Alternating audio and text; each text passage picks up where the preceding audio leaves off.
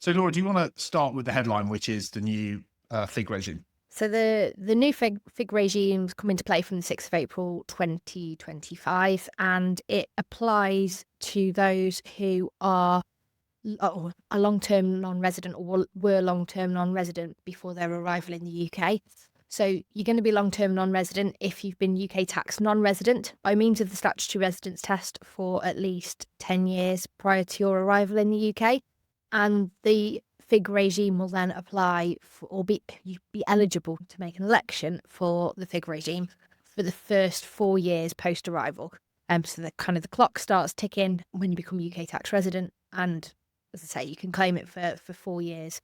And that's 4 tax years. So if you were to arrive, say, in January 2026, then the 25-26 tax year would be the first It's year. your first year, even though you can't use it all because you've obviously only just arrived. Yes. And if you go out again, the clock doesn't stop, does it? So it is only just those 4 first years. Correct. So yeah, it is only the first 4 years.